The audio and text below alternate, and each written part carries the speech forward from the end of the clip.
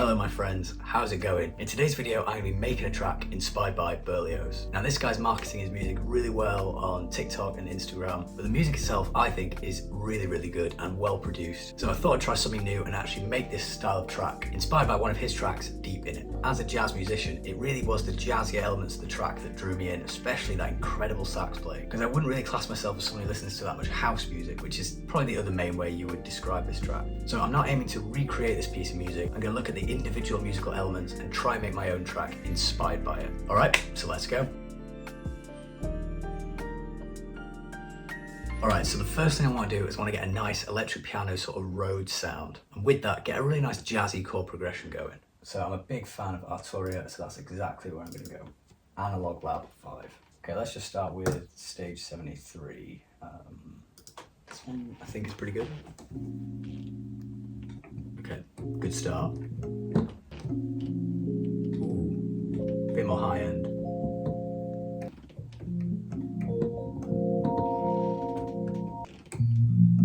Ooh. This is one I use quite a lot.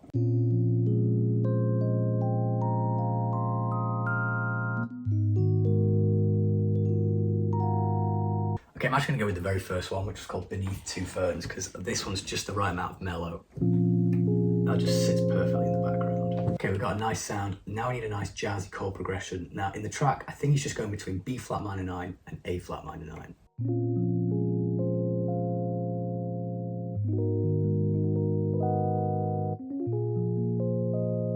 I think I'm going to try and do something a tiny little bit more complicated just because I love making chord progressions, so let's see what we can do. So I'm going to start with the B flat minor 9 as well.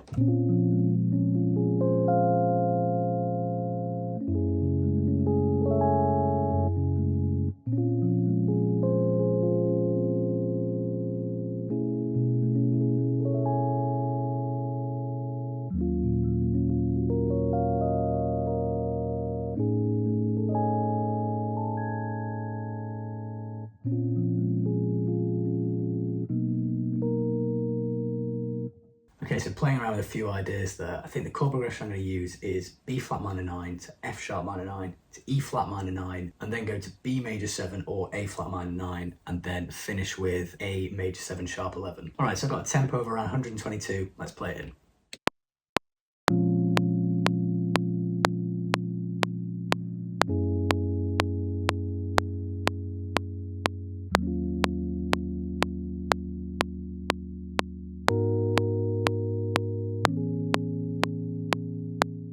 Okay, we've got nice chords, we've got a nice instrument sound. Let's move on to the other main part of this track, which is the sax. Now, sadly, I can't play the sax. I wish I could, so I'm gonna have to go to a sample pack, and I found a really good one by a producer called Dane Zone. I'll link it in the description below. Here's a little taster of what they sound like.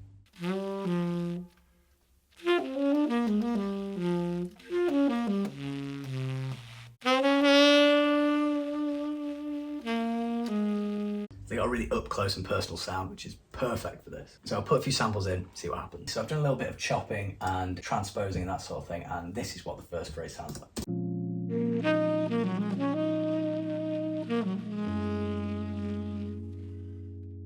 I love the sound of those. I think they sound incredible. And it's working perfectly with the Rhodes sound as well. Okay, a bit more sax added. Let's hear this first phrase.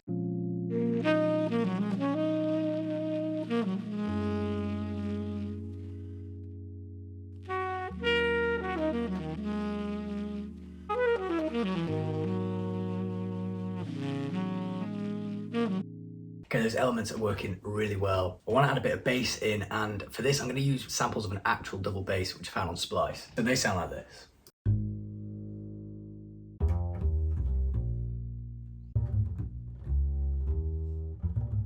Again, just using live instruments brings that really sort of jazz vibe to the track, which is what we want.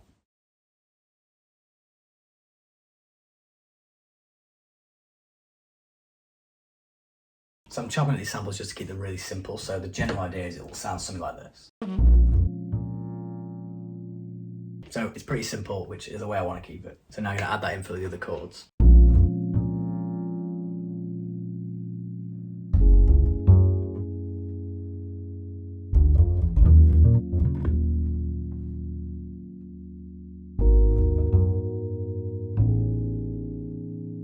Okay, let's add in a bit more sax, and I think I've got a sample ready to go that doesn't even need too much chopping and changing, so let's see how it sounds.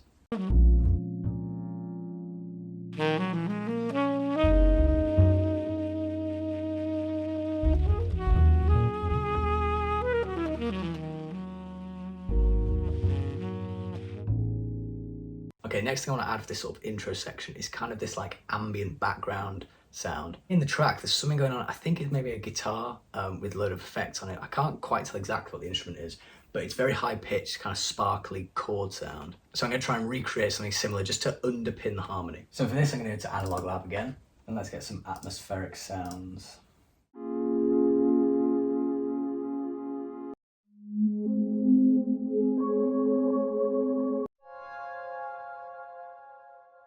So these are cool, but they're obviously pads, and I want something that's got more, feels like it's got a pluck somewhere in there.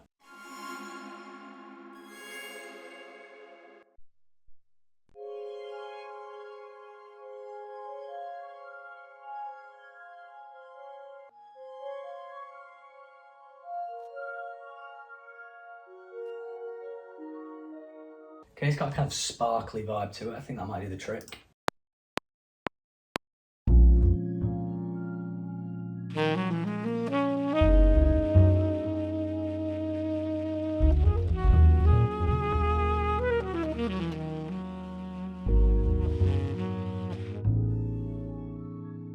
So all I'm doing now is just playing some of the chord tones, just one at a time like an arpeggio, and it's creating these nice sparkly sounds.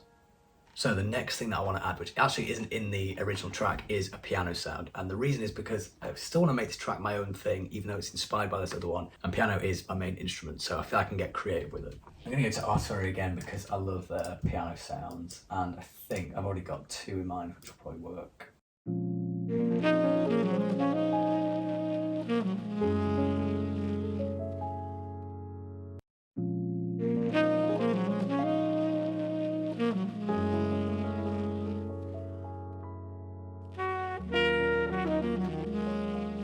Piano's working well, just got to play it around the sax so it doesn't interfere too much with that. But again, it's bringing that jazzy vibe to life, and I really like that.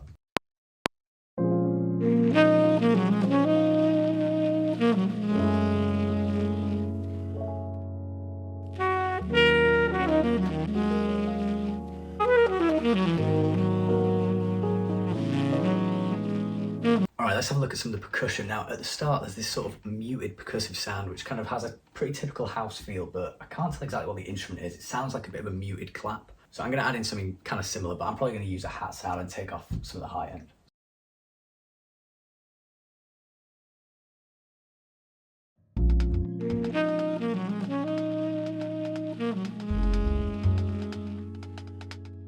Alright, let's have a look at the kick. Now, to me, the kick sounds really quite mellow. It doesn't sound too upfront and in your face. So I'm going to take something like this and just sort of mellow it out a bit, just to get rid of that punchiness. And I'm going to take the volume down quite a lot. So it's very subtle. It's not a big drop. The next bit of percussion that I want to add is a really cool element, which is these kind of live sounding open cymbals. And again, this leans perfectly into the sort of jazz vibe. So take an instrument like this. Let's go with the 50s. And then we've got access to all these nice cymbal sounds. All right, so let's record something in.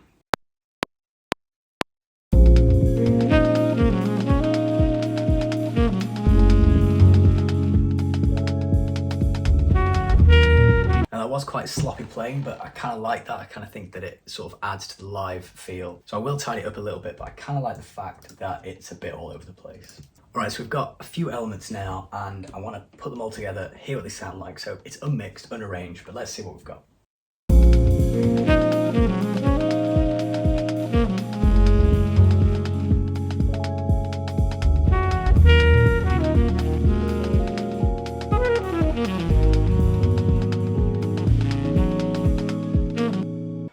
It's sounding really cool. I feel like you can hear the inspiration, but it's also starting to take a little bit of a life of its own. There's another element that I want to add, and that is a sort of warm vintage synth sound. And the reason is because A, I made a sound recently which I really like, so I want to use it. And B, again, it's just adding my own personal touch to the track and not just copying what someone else did. So the sound in question is, I'm going to go into Analog Lab again, and there's a sound I made inspired by Jamiroquai keyboardist Matt Johnson, and it's this.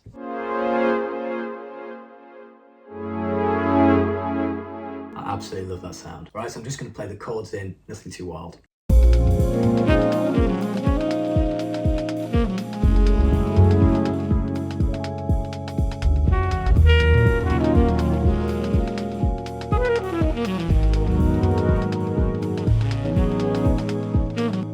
Alright, so the final thing to add before we start arranging this into a full track is going to be just some little ad-libs, improvisations on both the electric piano and the normal piano. This is one of my favourite things to do. I love improvising jazz on the piano, so I'm just going to have some fun with it.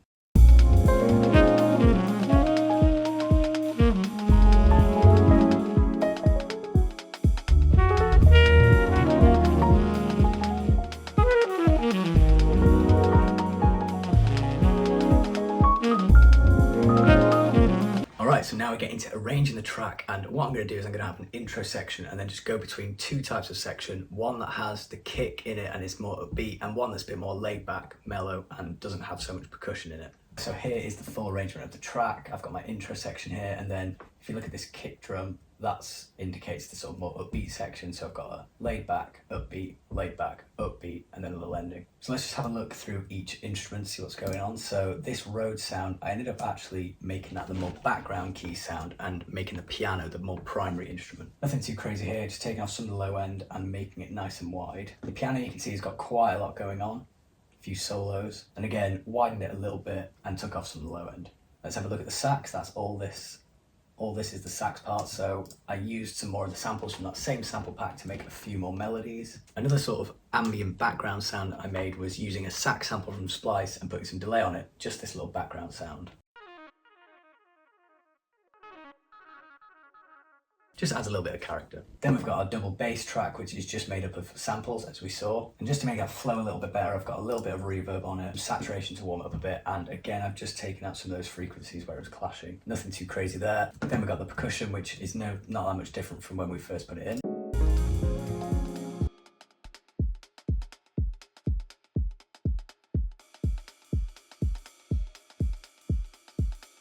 And then lastly, we've got that nice ambient sort of chord background, and it sounds like this.